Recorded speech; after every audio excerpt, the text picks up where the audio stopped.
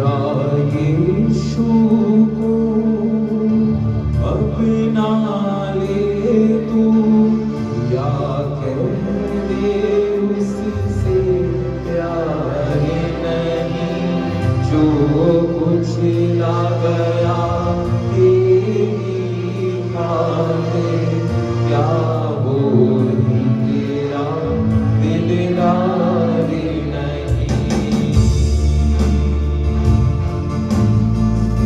हम सब तालियां बजाएंगे।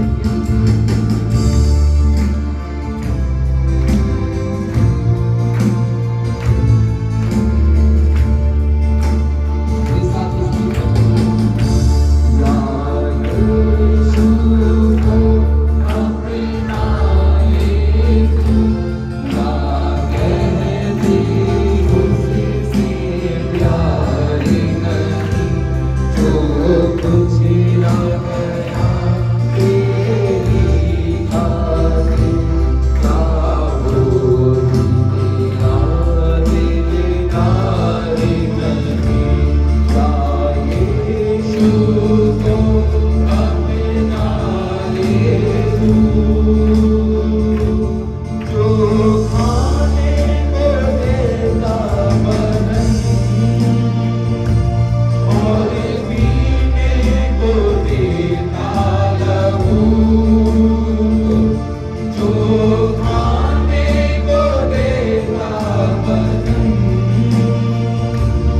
और पीने को देता लहू, या उसका प्याला तू पी ले, या कह दे उससे प्यार नहीं, जो कुछ ला गया तेरे खातिर, क्या वो ही तेरा दिलदार नहीं। या यीशु को अपना ले तू, या कह दे उससे प्यार नहीं, जो कुछ ला गया तेरे खातिर, क्या वो ही तेरा दिलदार नहीं। या यीशु को अपना ले तू।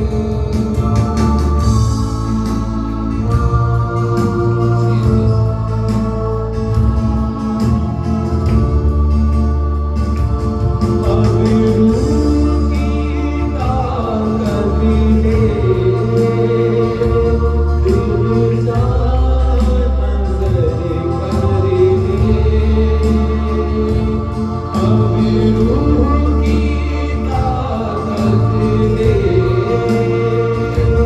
दिल जान नजर कर ले, या उसको बसने दे मन में, या कह दे उससे प्यार नहीं, जो कुछ ला गया तेरे खातिर, क्या वो ही तेरा दिलदार नहीं। या यीशु को अपना ले तू, या कह दे उससे प्यार नहीं, जो कुछ ला गया तेरे खातिर, क्या वो ही तेरा दिलदार नहीं। अपने स्थानों पे हम लोग बैठ जाएं। Hallelujah, hallelujah. अब समय आया है प्रभु के लोगों कि हम परमेश्वर के वचन में से देखें और आपके साथ जो पवित्र वचन खोला गया था वो लूका 22 का, और लूका की इंजील 22 अध्याय को यदि आज आप निकालें इसकी 7वीं आयत के ऊपर एक मोटी हेडिंग लिखी है। लूका 22 के 7 पद के ऊपर एक मोटी हेडिंग क्या लिखी है? चेलों के साथ फसह का अंतिम भोज। इसका मतलब क्या है? अगर हम बात करें तो इससे पहले भी प्रभु यीशु मसीह ने बहुत से भोज किए हैं। हालेलुया। इससे पहले भी बहुत से क्या किए? भोज किए।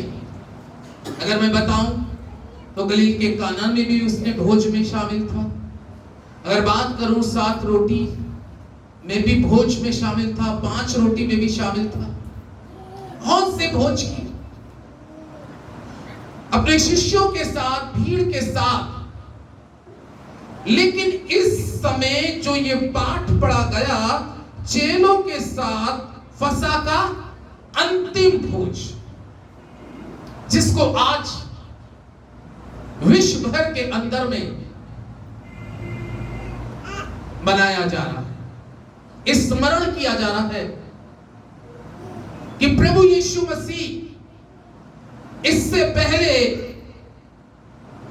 कि वो क्रूस के ऊपर में बलिदान हो, और इससे पहले कि वो मानव जाति के लिए उद्धार का, छुटकारे का कारण बने, इससे पहले बाइबल में लिखा है यीशु मसीह के जीवन के बारे में कि उसने अपने शिष्यों के साथ में ये फसह का अंतिम भोज किया। इसके बाद में अगर हम बात करें तो इसके बाद में इस संसार के अंदर में प्रभु यीशु मसीह ने शारीरिक रीति से और कोई भोज नहीं किया है। इसका मतलब क्या है? ये यीशु मसीह का इस शरीर के अंदर में रहते हुए अपने शागिर्दों के साथ, अपने शिष्यों के साथ में अंतिम भोज। लेकिन इस भोज के बारे में आज का जो संदेश है वो है रोटी और खून। Bread and blood. आज परमेश्वर के लोगों, हम रोटी के बारे में और दाखलस के बारे में आज देखते हैं। जो प्रभु यीशु मसीह ने अपने शिष्यों के साथ में अंतिम भोज किया। इसको जरा पकड़िए, ये डिस्टर्ब कर देंगे।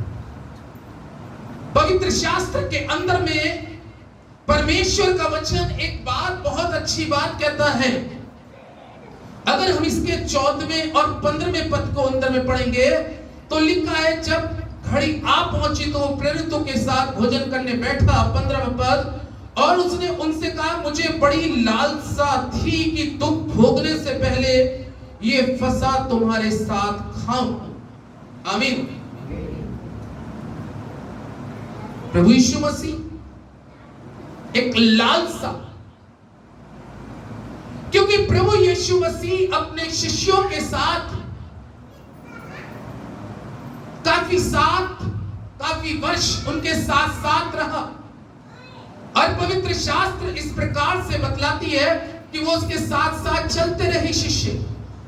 लेकिन बाइबल में लिखा है कि जब वो घड़ी आ पहुंची और उसको मालूम था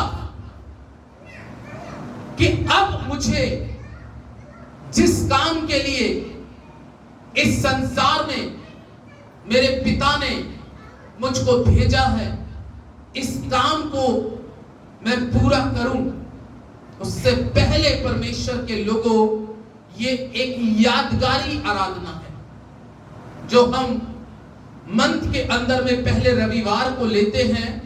इसके लिए प्रभु यीशु मसीह ने एक बात ये कही थी। पौलुस कहता है कि यीशु ने क्या कहा था? मेरे स्मरण के लिए, मेरे स्मरण के लिए, यानी कि ये आज की आराधना में एक यादगारी की बात है, ताकि मैं और आप एक बार फिर से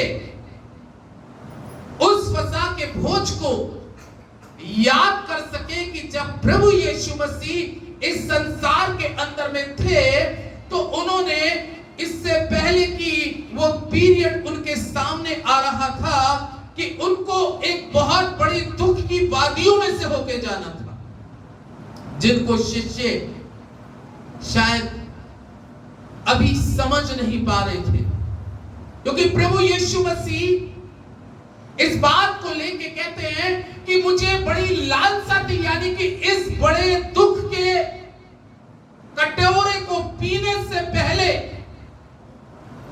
और इस भयानक अपमान भरी मृत्यु के सहने से पहले मैं तुम्हारे साथ, मेरी इच्छा है, यानी कि ये इच्छा प्रभु यीशु मसीह ने अपने शिष्यों के आगे प्रकट करी।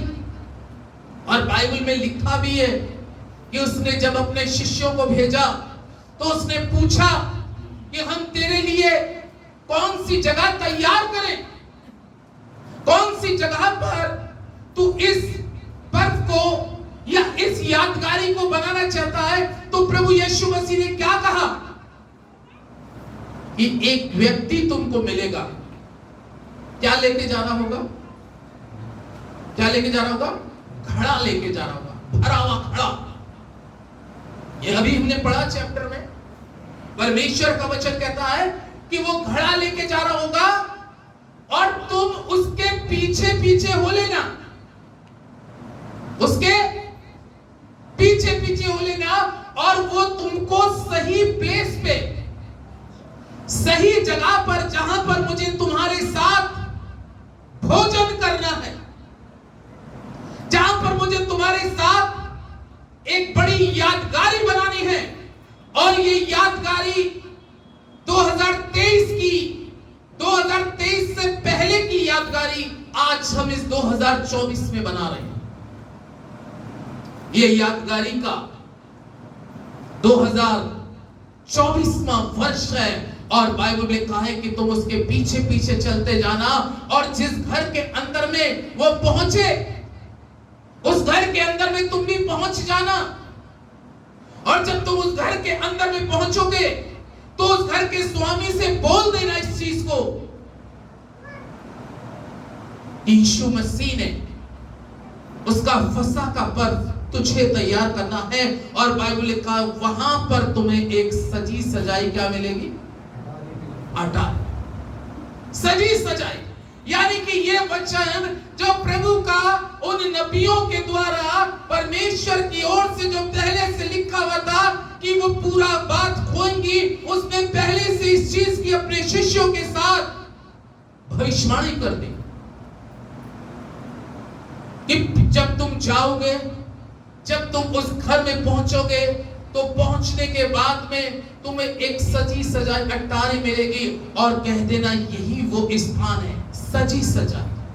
परमेश्वर के लोगों, हम अपनी जिंदगी के अंदर में अक्सर 30 त्योहारों के ऊपर में एक अच्छा डेकोरेशन करते हैं, सभी लोग करते हैं अगर आप बात करें, लेकिन परमेश्वर के लोगों क्या ये सजी सजाई अटारी क्या है? प्रभु के लोगों, क्या आपने अपने जीवन को, मैं और आप शायद ऊपर से देखने में अपना बहुत अच्छा सजावट करते हैं, ये अच्छी बात है क्योंकि खुदा ने शरीर दिया, परमेश्वर ने शरीर दिया, इसको अच्छा बनाना भी बहुत जरूरी है। लेकिन परमेश्वर के लोगों, जिस तरीके से मैं और आप इस शरीर को अच्छा खूबसूरत बनाने के लिए आजकल बहुत से ऐसी पॉलिशें चल गई हैं जिसको रगड़ते रहते हैं, लेकिन परमेश्वर के लोगों, क्या आपको मालूम है कि मेरे और आपके पास में इस सजाने के लिए, आत्मा को सजाने के लिए, हृदय को सजाने के लिए ये वचन है प्रभु के लोगों। इससे मुझे और आपको सजाना बहुत जरूरी है। अगर यहां पर सजावट नहीं है तो वो डेकोरेशन तो 3 दिन के बाद में उतर जाएगा। अभी पिछले संडे को यहाँ खजूर की डालियां टंग रही थी, क्या हो गई? उतर गई, नहीं उतर गई? डेकोरेशन खत्म। अभी क्रिसमस पे बड़ा शानदार डेकोरेशन हुआ था, उतर गया। घरों पे बहुत डेकोरेशन हुआ, उतर गया। लेकिन परमेश्वर के लोगों, मुझे और आपको सोचने की जरूरत है, विचार करने की जरूरत है। और बाइबल में लिखा है, परमेश्वर का जीवित और सामर्थी कलाम कहता है कि जब उसके शिष्य उसके पास थे, प्रभु यीशु मसीह उनके साथ में बैठा है। वचन में लिखा है, यीशु मसीह ने पहले से एक और प्रोफेसी करी, एक और भविष्यवाणी करी, और एक और भविष्यवाणी क्या करी? तुम में से एक मुझको क्या करेगा? पकड़वाएगा। ये भी भविष्यवाणी करी। उसने पहले कहा कि जाओ, तुम्हें उस घर में घुस जाओगे तो तुम्हें सजी सजाई अटारी मिलेगी। आज सबसे पहली चीज, परमेश्वर के लोगों, मुझको और आपको अपने जीवन को आत्मिक रीति से सजाने की जरूरत है। अगर आपकी आत्मा सजी नहीं है, अगर आपके आत्मा में आत्मिक डेकोरेशन नहीं हो रहा और आत्मा के अंदर में चमक नहीं निकल रही, तो चाहे चेहरे पे कितना ही रगड़ लो, उससे कोई लाभ आत्मा को नहीं है। शरीर के लिए तो कह सकता है इंसान कि देखने में बड़ा स्मार्ट या स्मार्ट नजर आ रही है, बट अंदर से जो है सजावट वो प्रभु को बिल्कुल नहीं भाती। इसलिए सजाना, ताकि वो जब मैं और आप अपनी आत्मा को सजाकर उसके पास जाएंगे, तभी तो प्रभु के लोगों उस रोटी के अंदर में और उस लहू के अंदर में शामिल हो सकते हैं।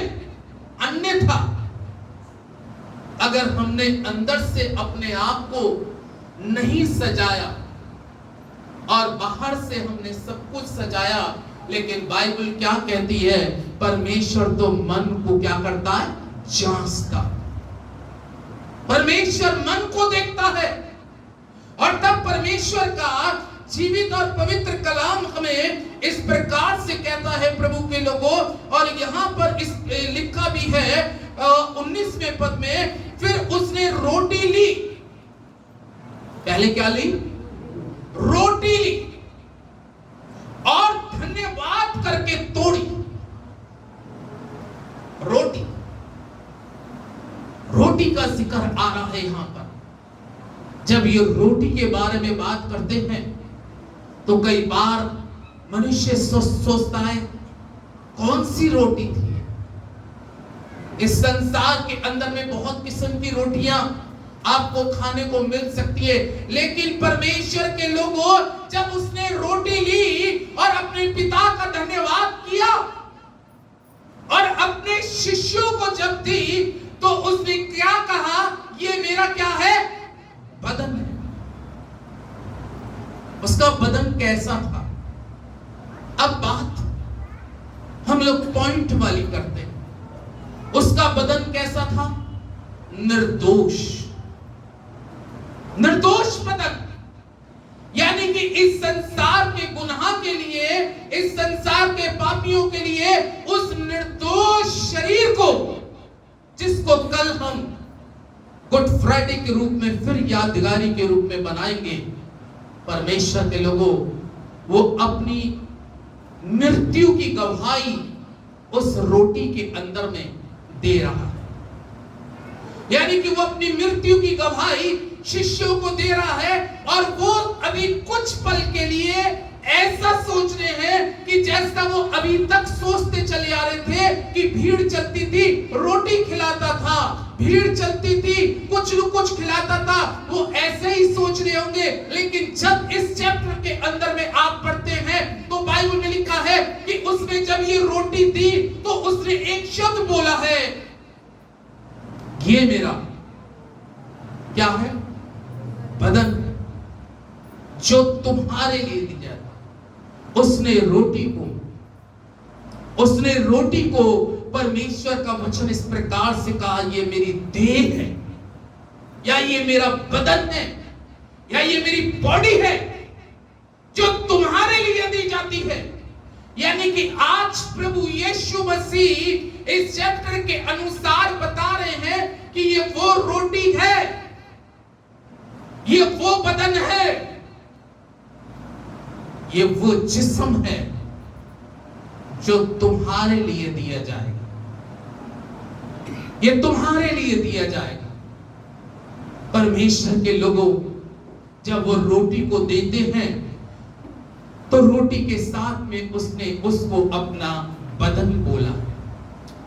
अब सोचिए परमेश्वर के लोगों, उसके जीवन का कैरेक्टर कैसा था और वो यीशु मसीह किस तरीके का जीवन जी रहा था। परमेश्वर का कलाम कहता जब उसने रोटी दी तो यूहन्ना 6:35 में एक आयत बहुत अच्छी लिखी है। यदि आप यूहन्ना की इंजील उसका 6 अध्याय के 35वीं आयत को पढ़ेंगे तो यहाँ पर प्रभु यीशु मसीह उनको रोटी देते हुए एक बहुत अच्छी बात कहते हैं। और क्या कहते हैं प्रभु यीशु मसीह? 6 के 35 में लिखा है, यीशु ने उनसे कहा, जीवन की रोटी मैं। कौन सी रोटी? यानी कि जब वो रोटी देह के रूप में दे रहे थे, वो अपनी देह को दे रहे थे, लेकिन इस जगह पर यूहन्ना की इंजील में जब हम इस चैप्टर को पढ़ रहे हैं तो यहां पर उसने स्वयं को रोटी बताया। क्या बताया? रोटी बताया। तभी तो मत्ती 4 में भी प्रभु यीशु मसीह ने उस वक्त शैतान से यही कहा था कि मनुष्य रोटी से नहीं परंतु परमेश्वर के वचन से जीवित है। ये रोटी संसारिक रोटी नहीं है। ये रोटी का वर्णन इसी चैप्टर के 50वें पद के अंदर में आता है। परमेश्वर के लोगों, ये कौन सी रोटी है? मैं और आप इस संसार के अंदर में संसारिक रोटी खाते खाते इस संसार से कूच कर जाते हैं, लेकिन इसी के 50वें पद के अंदर में परमेश्वर का वचन इस रोटी का जिक्र इस प्रकार से करता है। और 50वें पद के अंदर में वचन में इस प्रकार से लिखा है। प्रभु के लोगों, पढ़िएगा कोई। यह वह रोटी है जो स्वर्ग से उतरी है ताकि मनुष्य उसमें से खाए और ना मरे। आमीन। ये कौन सी रोटी है? ये स्वर्ग से रोटी उतरी थी, मानव का रूप धारण करके। इसीलिए उस रोटी को अब उसने दे बोला है। हालेलुया। अब इस रोटी को ये परमेश्वर का पवित्र वचन इस प्रकार से बतला रहा है कि जब ये रोटी स्वर्ग से उतरी है, वचन में लिखा है कि जो कोई इस रोटी में से खाएगा वो नहीं मरेगा, वो नहीं मरेगा। लेकिन आज परमेश्वर के लोगों, इस रोटी की खाने की उमंग मेरे और आपके जीवन के अंदर में दिन प्रतिदिन कम होती जा रही है। इस रोटी की खाने की लालसा तो मेरे और आपके जीवन में दिन प्रतिदिन बढ़नी चाहिए, क्योंकि इसके खाने से वचन कह रहा है कि जो कोई इस रोटी में से खाएगा वो कदापि ना मरेगा। ये कौन सी मृत्यु के बारे में बात कर रहा है प्रभु? ये शारीरिक मृत्यु के बारे में बात नहीं कर रहा, क्योंकि शारीरिक मृत्यु के बारे में तो कलाम स्वयं यीशु मसीह को भी उस मृत्यु में से होकर पार होना पड़ा। आमीन। उस मृत्यु में से तो यीशु मसीह को भी पार होना पड़ा। वो आत्मा के बारे में बात करता है परमेश्वर का कलाम, क्योंकि बाइबल में लिखा है परमेश्वर आत्मा है और वो अपने भक्तों को, अपने आराधकों को चाहता है कि वो भी आत्मिक बने और आत्मा और सच्चाई के साथ उसकी भक्ति करें, क्योंकि परमेश्वर का वचन आत्मा है और आत्मा की प्रेरणा के द्वारा लिखा गया है। और इस वचन के अंदर में यह भी लिखा गया है कि जो कोई इस रोटी में से खाएगा, जो कोई इस रोटी में से खाएगा वो नहीं मरेगा।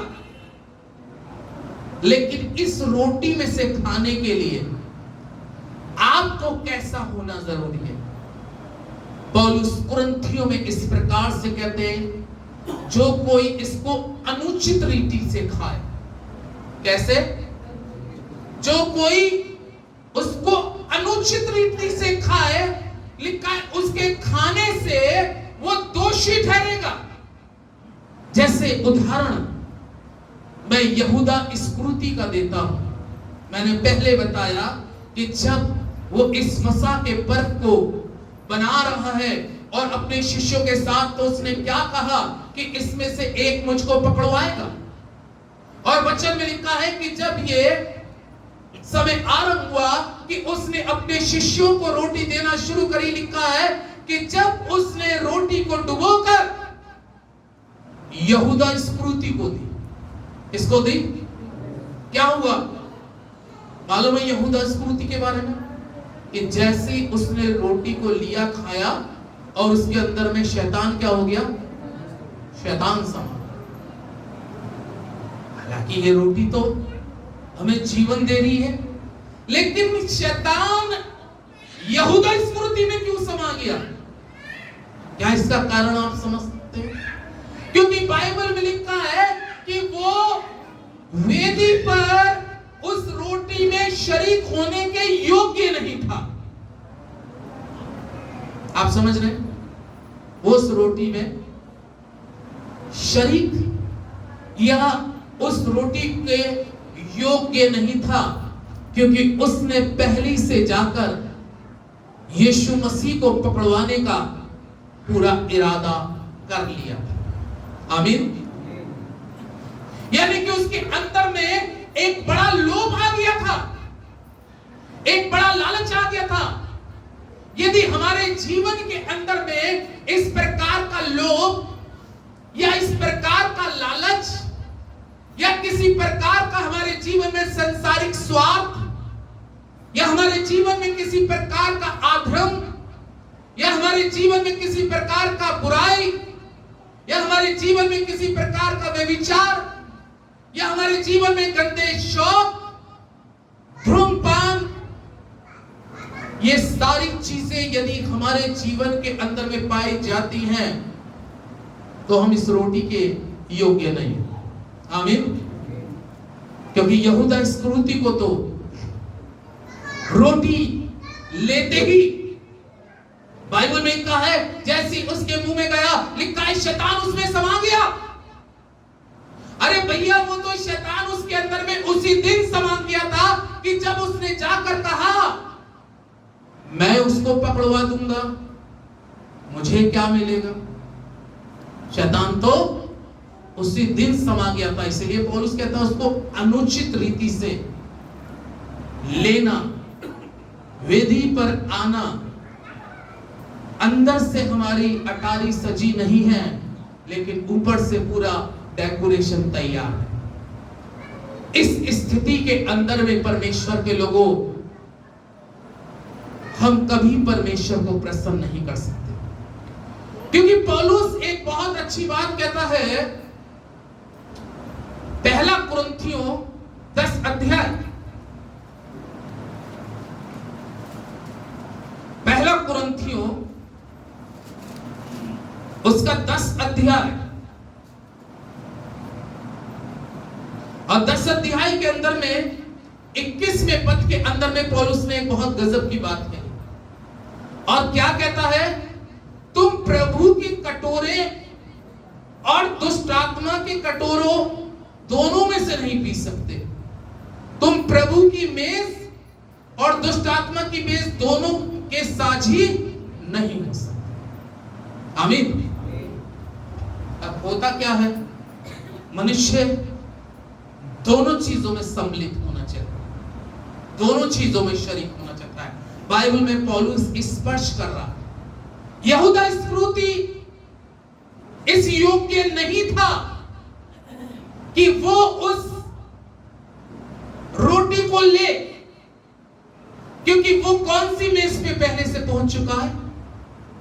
अभी पढ़ा, कौन सी मेज पे पहले पहुंच चुका? वो दुष्ट आत्मा की मेज पे, यानी कि लालच की मेज पर पहुंच चुका है।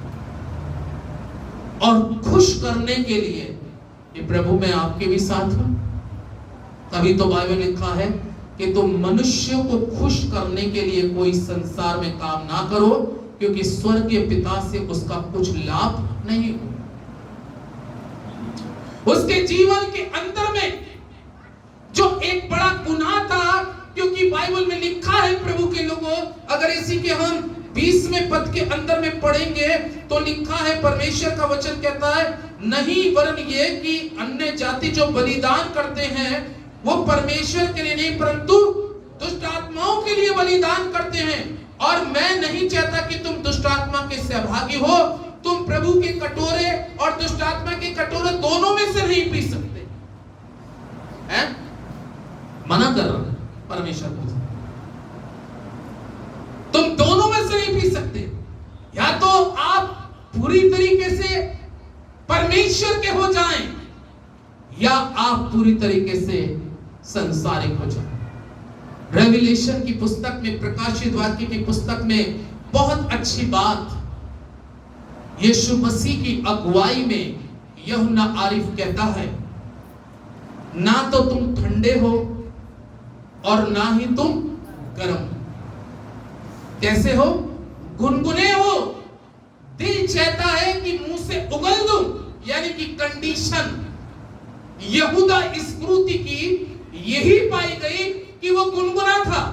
गुनगुना का मतलब जब सरदारों के साथ मिलता था, उनसे बात करता था, मैं तो यीशु के बहुत नजदीक रहता हूं, मुझे उसके सारे ठिकाने मालूम हैं, कहां पर उसको आसानी के साथ पकड़ सकते हो तुम, क्या मुझको मिलेगा, हम 30 चांदी के सिक्के देंगे। अरे मैं सोच रहा हूं यीशु मसीह तक को बेच दिया, बेच दिया नहीं बेच दिया? किस किस को बेच दिया? बहुत लोगों को बेच दिया। बाइबल में लिखा यूसुफ को क्या कर दिया? बेच दिया। बहुत लोग बिक गए। यीशु मसीह तक को बेच दिया। कलाम में लिखा है, एक तरफ वो सरदारों से मिला और दूसरी तरफ यीशु मसीह के पास में, उसके बिल्कुल छाती के पास में बैठा हुआ था। और यीशु मसीह ने कहा, जो इस कटोरे में हाथ डाले, जो थाली में हाथ डालेगा, सब शागिर्द पूछ रहे, मैं हूं। उसके अंदर में लोभ आ चुका था। और बाइबल कहती है लोभ मूर्ति पूजा के बराबर है। आमीन। इसलिए बाइबल लिखा, जो अन्य जातियां जो भोग लगाती हैं वो परमेश्वर के लिए नहीं, साफ शब्दों में लिखा है किसके लिए लगाती हैं? दुष्ट आत्माओं के लिए। यदि हमारे जीवन के अंदर में ये चीज पाई जाती है तो वो साफ मना कर रहा है कि तुम दोनों में से नहीं पी सकते। और यहूदा इस्करियोती दोनों में से पीना चाहता था, दोनों में से खाना चाहता था। इसलिए बाइबल इस प्रकार से कहती है कि उसके बाद में उसकी मृत्यु कैसी हुई है? कलाम में लिखा है कि वो गिर गया और उसकी पेट से अतड़ियां क्या हो गई? बाहर हो गई। अब हम लोग तो नहीं चाहेंगे कि हम गिरे और हमारी अतड़ियां क्या हो जाएं। कोई ऐसा तो नहीं चाहेगा भैया। अब आप उस वक्त के उस शिष्य को देखें कि जो यीशु से बहुत प्यार करता था, लेकिन मैंने कहा वो इस योग्य नहीं निकला, लेकिन शरीक था उसमें। शरीक होने से, वेदी पर शरीक होने से आप धर्मी नहीं बन जाते। चर्च में आने से हम धर्मी नहीं बन जाते। प्रार्थना करने से हम धर्मी नहीं बन जाते। वचन को पढ़ने से हम धर्मी नहीं बन जाते, क्योंकि कलाम कहता है तुम्हारे धर्म के काम तो मैले चिथड़े कपड़ों के समान है। धर्मी बनने के लिए प्रभु के लोगों जो वचन कह रहा है उसको फॉलो करना बहुत जरूरी है। कई बार ऐसा होता है कि हम दुष्ट आत्मा वाली मेज में भी होते हैं। दुष्ट आत्मा की मेज का मतलब है, कलाम में लिखा है कि जब तू चोर को देखता है तो चोरों जैसी बात करता है, और जब तू धर्मी को देखता है तो धर्मी जैसी बात करता है। यानी कि दोनों दायरे में हम खड़े हो जाते हैं। बाइबल जबकि कहती है कि तेरी बातें हाँ की हाँ और ना की ना हो, चाहे हाँ की हाँ और ना की ना में आपको नुकसान उठाना पड़े उसका गम मत करिएगा, क्योंकि खुदा ने कहा मैं हूं सो हूं। आपकी बातें यही होनी चाहिए। लेकिन यहूदा इस्करियोती की बातों में हम क्या देखते हैं? फसह के अंतिम भोज में प्रभु कह रहा है मेरी लालसा है तुम्हारे साथ खाने की, और वो कह रहा है मेरी लालसा है तुझे पकड़वाने की। मेरी सोच में, मेरे ख्याल में अब यही बस चुका है, मुझे वो 30 चांदी के सिक्के दिखाई दे रहे हैं। तभी तो बाइबल में कहा है यूं तो मनुष्य के पुत्र के लिए लिखा गया है कि पकड़वाया जाना, लेकिन शब्द यहूदा इस्करियोती के लिए क्या आया? आए उस मनुष्य। जहां पर आप बाइबल में हाय का शब्द पढ़ेंगे वो जगहें श्रापित जगहें, वो मनुष्य श्रापित लोग हैं। और यहूदा इस्करियोती के लिए ये लिखा आया कि हाय उस मनुष्य पर जिसके कारण मनुष्य का पुत्र पकड़वाया जाए, इसलिए तुम दोनों में से नहीं खा सकते। यीशु ने कहा ये मेरा बदन है, इस बदन को लेने के लिए तुम्हें अपने आप को मेरे बदन में ढालने की जरूरत है, मेरी सोच में ढालने की जरूरत है, मेरे विचारों में ढालने की जरूरत है। क्योंकि जैसा मैं पवित्र हूं, मेरी देह पवित्र है, वैसी इस देह को लेने के लिए तुम्हें भी अंदर से पवित्र होना बहुत जरूरी। एक अंकल जी से भी कुछ दिन पहले बात हो रही थी, तो वो पता है क्या कह रहे थे? भैया मैं रोज फास्टिंग रख सकता हूं, मैं रोज फास्टिंग रख सकता हूं, मैं खाना नहीं खाऊंगा, पानी नहीं पीऊंगा, लेकिन गुटखा नहीं छोड़ सकता। गुटखा तो 4-5 खा ही सकता हूं। वो ऐसे बता रहे थे रोज कर लूंगा।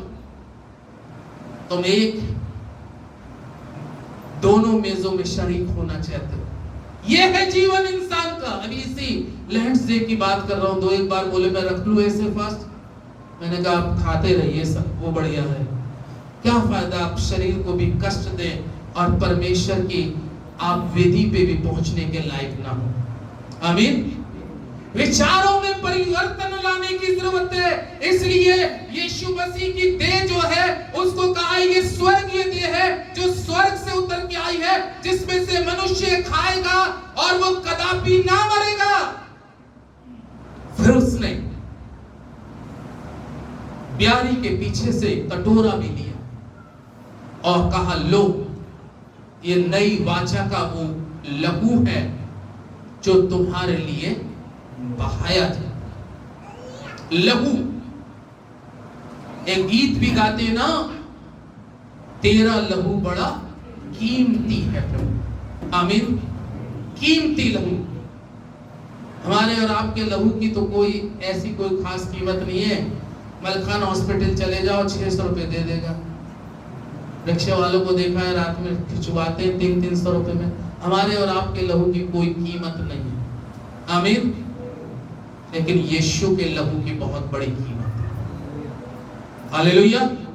यीशु की लहू की कीमत में आपको बताना चाहता हूं कि वो इतना कीमती लहू है। मैंने पहले आपको रोटी के बारे में बताया कि वो रोटी क्या है, वो स्वर्ग से रोटी उतरी है, लेकिन उसके लिए मुझे और आपको इसको सजाने की जरूरत है, उसको रिसीव करने की जरूरत है। अगर ये तैयार नहीं है तो ये रोटी जाकर आपके लिए जो यहूदा इस्करियोती के लिए काम करा गिर गया, अतड़िए बाहर हो गए।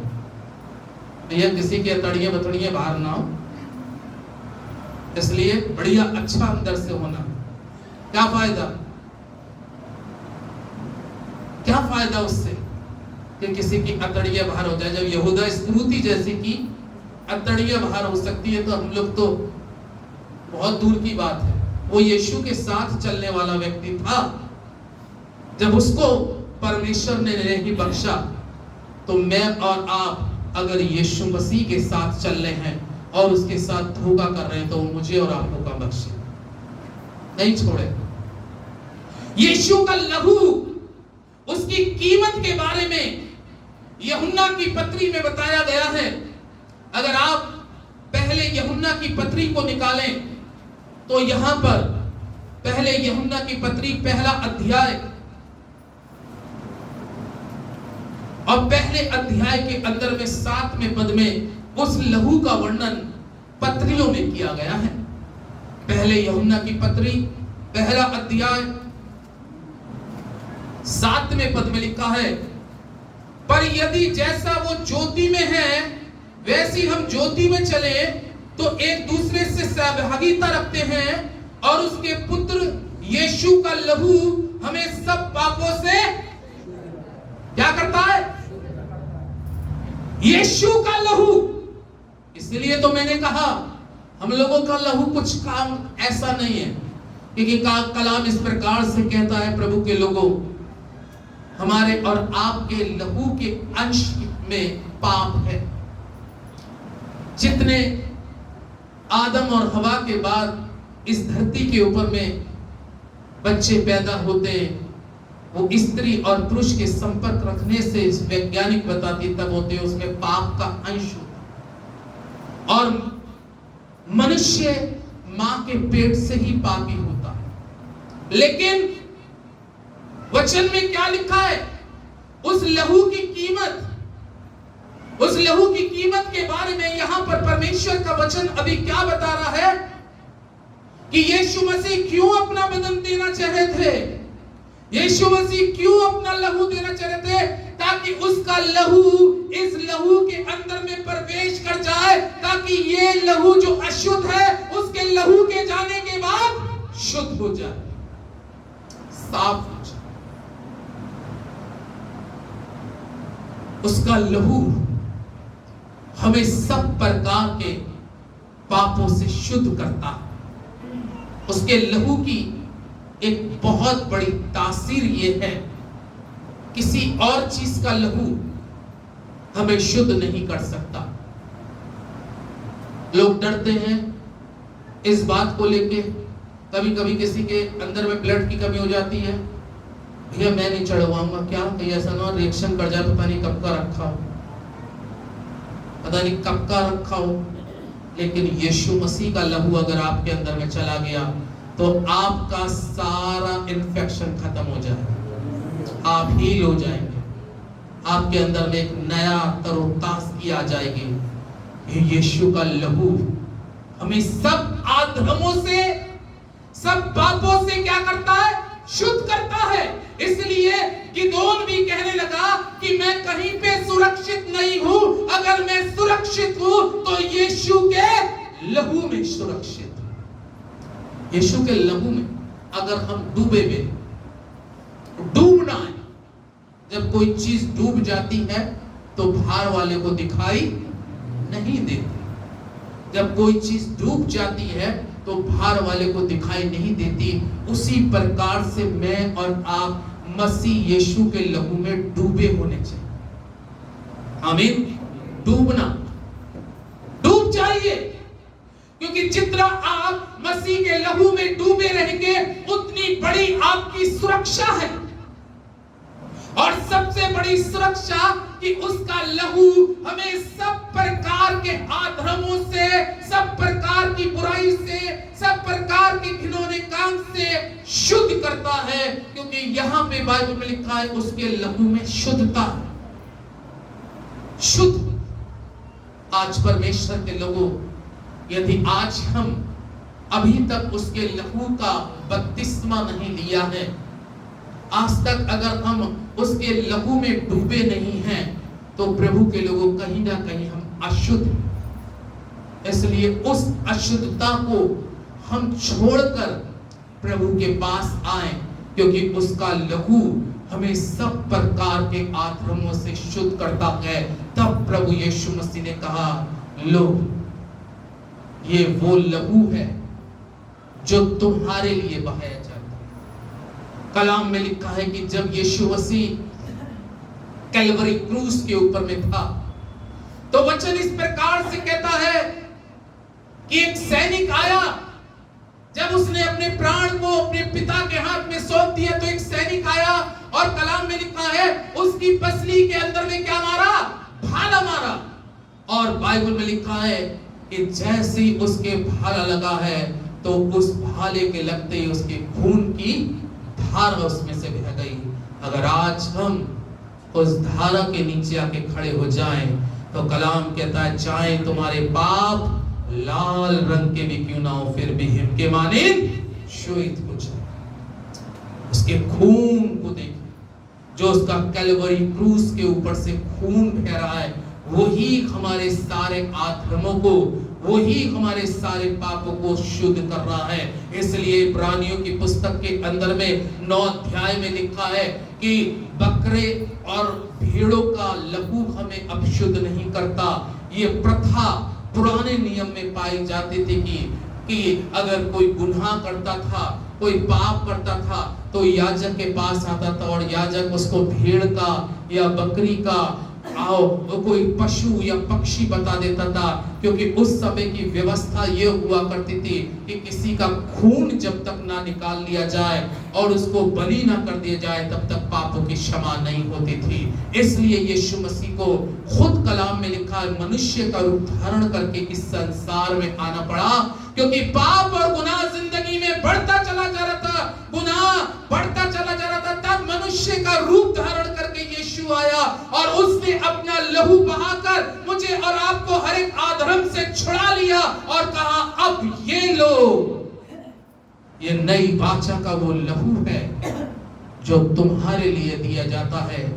मेरे स्मरण के लिए इसको अपनी आत्मिक खुराक बनाओ और इसको पियो, क्योंकि जब आप इस लहू को पीते हैं तो इसके पीने से उसका अंश, उसका रेशा रेशा आपके अंदर में जाता है और आप अंदर से आपका लहू शुद्ध हो जाता है।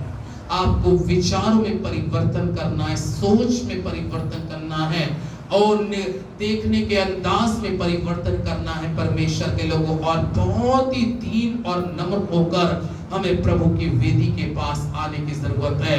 इसलिए उसने रोटी और जो दाखरस देकर स्मरण दिलाया कि मेरी देह इस तरीके से तुम्हारे लिए दी जाएगी और मेरे शरीर का लहू तुम्हारे लिए इस तरीके से बहाया जाएगा, ताकि मेरी देह देने से तुम्हारी देह बचाई जाए।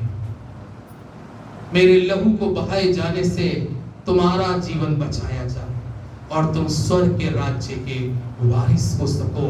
ये है प्रभु के लोगों। लेकिन आज हमें अपनी इस अटरी को तैयार करना है, सजाना है, आत्मिक रीति से सजाकर प्रभु के पास आए और उस वेदी पर आकर। लेकिन कलाम कह रहा है कि तुम दोनों कटोरों में से पी, एक में से पियो, जो अच्छा लगे वही पियो, जिसमें सच्चाई दिखे वही पियो, जो आपको जीवन दे वही पियो और वही खाओ, और वो है मसीह का बदन और उसका लहू।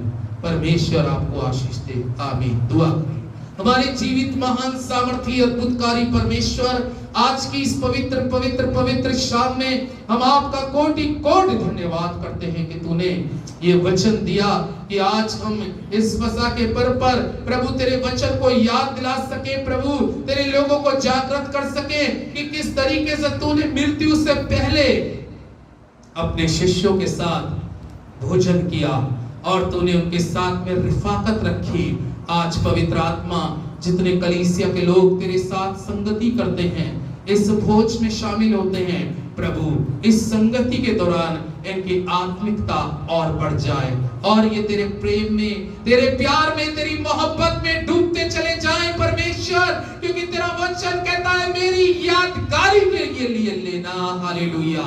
ओ सामर्थी परमेश्वर, मैं कलीसिया में आए हुए तमाम भाई बहनों को, बच्चों को तेरे नाम से आशीष देता हूँ, आशीष देता हूँ, आशीष देता हूँ कि इसमें शरीक होकर ये अपनी आत्मिक भूख और आत्मिक प्यास को बुझा सकें। धन्यवाद के साथ इस प्रार्थना विनती को यीशु के नाम से मांगता हूँ, आमीन।